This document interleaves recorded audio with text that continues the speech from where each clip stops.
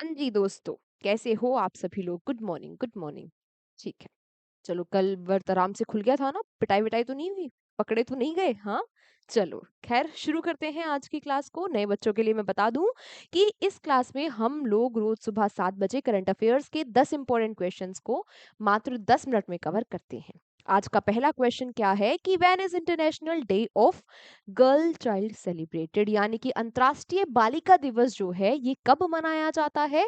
तो ये दिन मनाया जाता है 11 अक्टूबर को। ठीक है, इस बार 2025 में इस दिन की थीम क्या है? The girl I am the change I lead, इस बार की थीम है।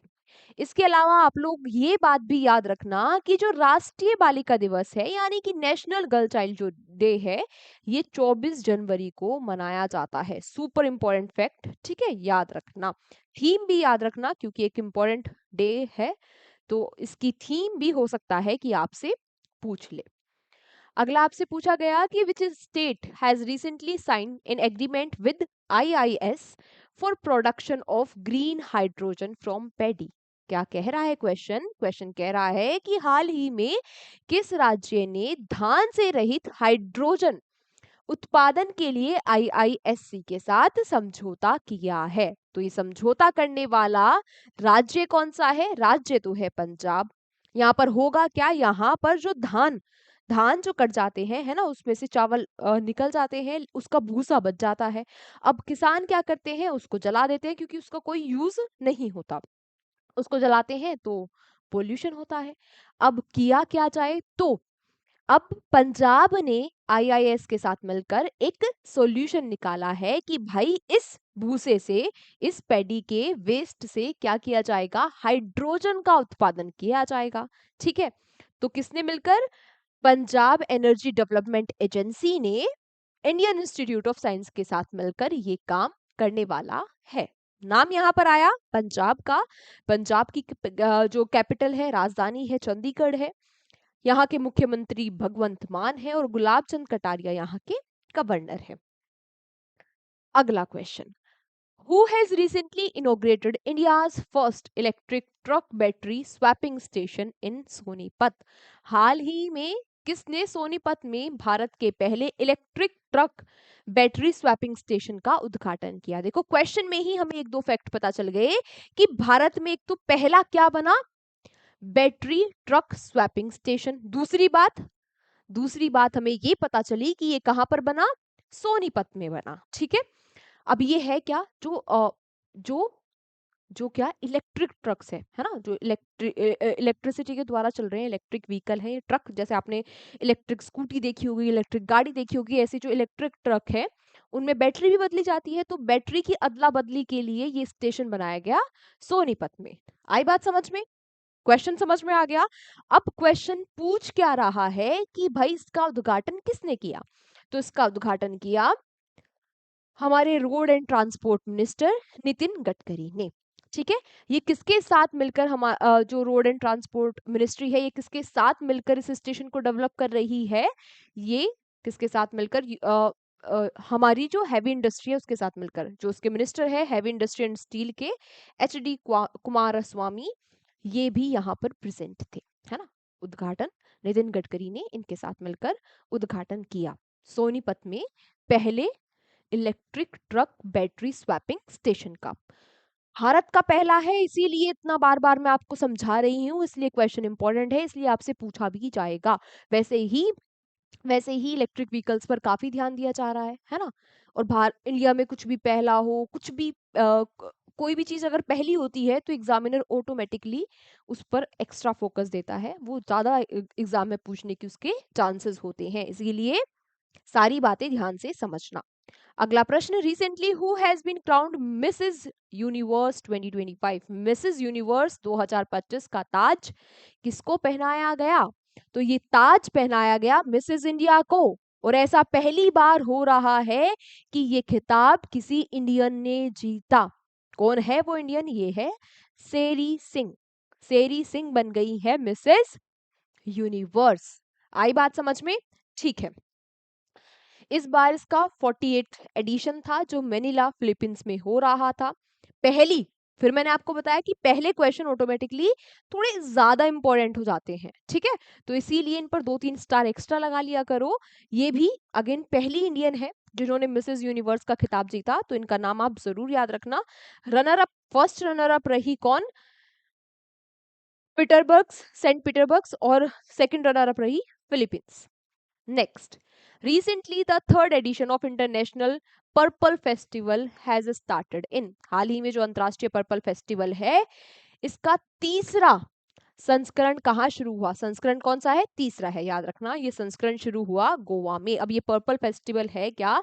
ये सेलिब्रेट किया जाता है जो टैलेंटेड और कैपेबल है, जो टैलेंटेड और कैपेबल लोग हैं। कौन से लोग हैं? Disabled people, person with disabilities.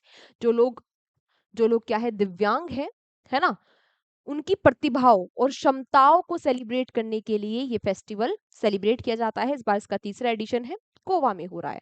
नाम गोवा का आया, कैपिटल पणजी, प्रमोद सावंत मुख्यमंत्री और अशोक गजपति राजू गवर्नर। अगला अगला क्वेश्चन क्या है कि which state government has recently empowered drugs inspector to inspect pharmaceutical chemicals. हाल ही में किस राज्य सरकार ने औषधि निरीक्षकों को औषधि रसायनों के निरीक्षण का अधिकार दे दिया? यानी कि जो ड्रग इंस्पेक्टर होते हैं, अब वो क्या कर सकते हैं कि भाई किस दवाई में कौन से केमिकल मिले हैं, उनकी भी जांच कर सकते हैं। ये अधिकार उनको दे दिया कि भाई इस दवाई में, इस सिरप में कौन कौन से केमिकल्स जो है मिलाए गए हैं, क्या वो सही है या नहीं है। अगर कोई कंपनी फेक केमिकल या फिर गलत किसी केमिकल का यूज कर रही है दवाइयों में, तो ये इंस्पेक्टर के पास ये भी अथॉरिटी है कि ये डायरेक्ट एफआईआर फाइल कर सकता है उस कंपनी के अगेंस्ट, अगर कोई धोखाधड़ी पाई जाती है। तो ये सब किस राज्य में हो रहा है? उत्तर प्रदेश में। नाम उत्तर प्रदेश का आया, कैपिटल लखनऊ है, योगी आदित्यनाथ सीएम है और आनंदीबेन पटेल गवर्नर है। अगला प्रश्न की recently which university retained its top spot in the world university ranking 2026। हाल ही में किस विश्वविद्यालय ने विश्वविद्यालय रैंकिंग में अपना जो शीर्ष स्थान है उसको बरकरार रखा? तो अपना शीर्ष स्थान बरकरार रखा यूनिवर्सिटी, वर्ल्ड यूनिवर्सिटी रैंकिंग में यूनिवर्सिटी ऑफ ऑक्सफोर्ड ने, ठीक है। अच्छा, बात की जाए यहाँ पर एक फैक्ट जो इम्पोर्टेंट है कि भारत 2026 में जो इंस्टीट्यूशंस है उनके मामले में भारत सेकंड नंबर पर आया है। सबसे ज्यादा जो इंस्टीट्यूट्स है, एजुकेशनल इंस्टीट्यूट है, वो है यूएसए में 171 और सेकंड नंबर पे है भारत में 128, है ना। शैक्षिक संस्थान है भारत में 128। अच्छा, भारत में किस यूनिवर्सिटी ने टॉप किया? तो भारत में टॉप किया इंडियन इंस्टीट्यूट ऑफ साइंस। अभी इसके बारे में हम एक और क्वेश्चन पढ़ के आए हैं। कहाँ पर बेस्ड है ये? बेंगलुरु में। Next, which state has recently launched dedicated tourism police unit to enhance the safety of tourism? हाल ही में किस राज्य ने पर्यटकों की सुरक्षा बढ़ाने के लिए समर्पित पर्यटन पुलिस इकाई शुरू की है? यानी कि एक डेडिकेटेड पुलिस होगी किसके लिए? टूरिस्ट जो होंगे उनके लिए, टूरिज्म को बढ़ावा देने के लिए, उनकी देखरेख करने के लिए टूरिस्ट के लिए डेडिकेटेड पुलिस होगी इस राज्य में। तो ये राज्य कौन सा है? तेलंगाना। यहाँ पर पहले एक 80 बैच की जो पहले ट्रेनीज हैं उनको ट्रेनिंग दे दी गई है ना। 80 पर्सनल जो है उनको ट्रेनिंग दे दी गई है फर्स्ट बैच को, है ना। ठीक है, कहाँ पर? National institute of tourism and hospitality management, जो कि बेस्ड है हैदराबाद में, यहाँ पर इनको ट्रेनिंग प्रोवाइड करा दी गई है। तेलंगाना का नाम आया, capital Hyderabad, Revanth Reddy CM, Jishnudev Varma governor. अगला, what is the name of India's first integrated mobility app launched by PM Modi? हाल ही में पीएम मोदी द्वारा लॉन्च किए गए भारत के पहले इंटीग्रेटेड मोबिलिटी ऐप का क्या नाम है? तो इस ऐप का नाम है मुंबई वन। मोबिलिटी क्या होती है? गतिशीलता। क्या होती है मोबिलिटी? गतिशीलता। अच्छा, ये ऐप क्या है? इस ऐप में जो 11 पब्लिक ट्रांसपोर्ट है मुंबई के, वो सब इसी ऐप में हो गए। इससे फायदा क्या है? जो नागरिक है वो आराम से इसी के थ्रू पेमेंट वेमेंट कर सकेंगे। उनके लिए ट्रांसपोर्ट जो है, ट्रांसपोर्टेशन जो है वो इजी और बेहतर होगा, है ना।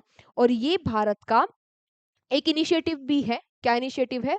वन नेशन वन मोबिलिटी, है ना, उसको भी ये प्रमोट कर रहा है। उसकी ओर भी ये क्या है, उसकी तहत भी ये एक कदम है सरकार का, है ना। एक पहला ऐप लॉन्च कर दिया मुंबई वन, ऐसे ही one nation one mobility app का टारगेट है। चलो next, where was the Arunodaya 3.0 scheme launched? तो ये जो स्कीम है 3.0 वर्जन इसका कहां पर लॉन्च किया गया? असम में, अरुणोदय का, ठीक है, अरुणोदय का। अब ये है क्या? ये है कि भाई जो इकोनॉमिकली वर्नेबल सेक्शन है उनको क्या किया जाएगा, उनको आर्थिक सहायता प्रदान की जाएगी इस स्कीम के तहत, स्पेशली महिलाओं को। कितनी सहायता? तो जो भाई इस कैटेगरी में आएंगे, है ना, जिन लोगों को जरूरत है उनको हर महीने 1250 रुपए दिए जाएंगे और 250 रुपए एक्स्ट्रा दिए जाएंगे एलपीजी के लिए, यानी कि ओवरऑल एक फैमिली को 1500 रुपए महीने दिए जाएंगे आर्थिक सहायता। कहाँ पर? आसाम में। आज की क्लास हमारी यहीं तक थी, अब आप लोगों से मुलाकात होगी अगली क्लास में, ठीक है। तब तक के लिए आपको क्या करना है, अपने नोट्स बना लेने हैं। आपको इस क्लास की पीडीएफ मिल जाएगी टेलीग्राम चैनल पर, वहां से आप पीडीएफ ले लेना, अपने नोट्स बना लेना और आज के क्लास का रिवीजन आज के आज ही कर लेना। मिलते हैं आपसे कल की क्लास में, संडे की रिवीजन क्लास में। Take care, bye bye.